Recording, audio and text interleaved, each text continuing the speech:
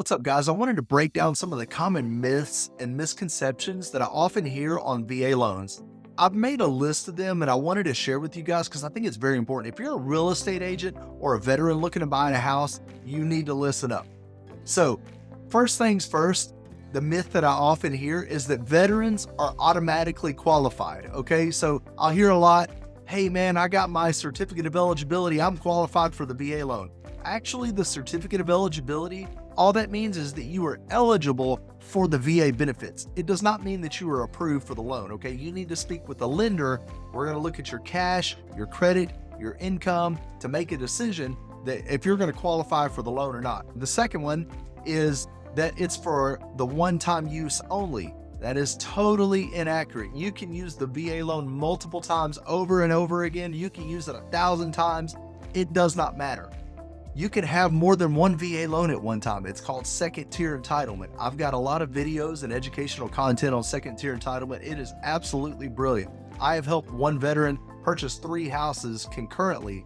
He has all 3 houses on a VA loan. So it is possible. Most people don't know that. And that's why I'm doing this video, really, is to help educate you guys. So number 3, I hear people say the VA is the one lending the money, okay? VA is not the one lending the money. It's lenders that lend the money. It's servicing companies. They're backed by Ginnie Mae. Ginnie Mae is the governmental agency that oversees VA and FHA loans and USDA loans, and they basically set a set of parameters and guidelines, and if your loan falls within these parameters, they can take your loan, bundle it up with 1,000 other mortgages, and they can sell it on the secondary market. That's how banks and lending institutions make money. Because your loan, let's think, if you've got a $400,000 loan and current interest rates, let's just call it 6% because they're changing so fast. At 6%, the bank is going to make about $24,000 a month off of your loan. So they expect you to live in the house for at least 5 years. So over the next 5 years, the bank's expecting to make about $120,000 on your loan.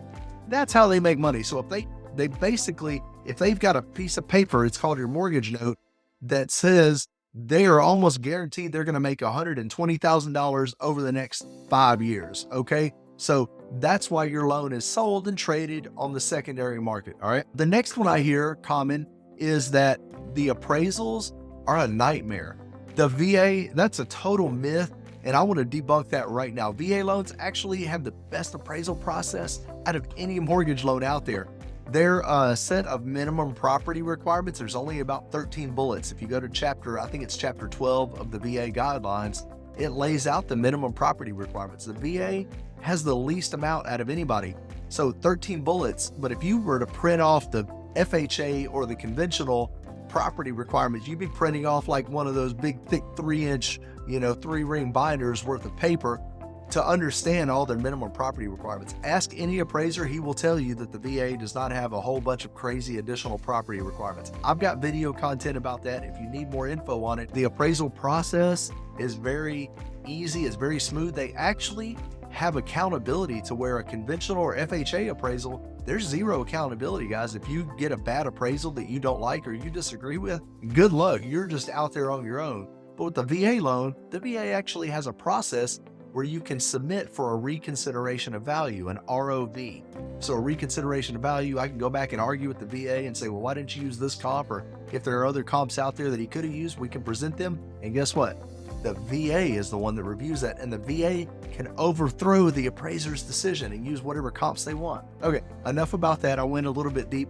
A lot of people say that VA loans have excessive red tape. That's totally not true. Like I said before, you ask any loan officer or any mortgage underwriter out there, they will tell you VA loans are the easiest loans to close because they leave everything to the underwriter for discretion. So like they don't have these firm, rigid guidelines that you have to adhere to. They leave everything open to underwriters' interpretation. So if it's a good deal, if we're helping a veteran out, if we're putting them in a better position, I'm going to make that loan all day long. Okay.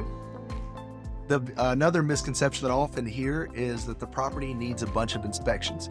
Totally not true. The VA does not actually have any home inspection requirements. Now, it is highly advisable for you to get a home inspection if you're buying a house, but the VA does not require it. There are no additional inspection requirements, unless if your house is on a well, and that's about it. You have to get your well tested to make sure that it has adequate water and that it's potable, you can actually drink it, right? The last thing is that I hear that there's a lot of snags in underwriting. Listen, guys, if your loan officer knows how to structure a VA loan and how to get it set up, it's going to go super smooth, super easy. My average turn times right now as I'm making this video are 8.8 days. So from the time I turn your loan in initially to the time we are clear to close is 8.8 days. That means I've got your appraisal back, your title back, underwriter's fully ready to close on this deal fast. So hope that helps you overcome some of these myths that are plaguing our veterans from being able to buy houses, man. We need to do a better job educating the community. So realtors, time for you guys to step up. Let me know if you have any questions anytime.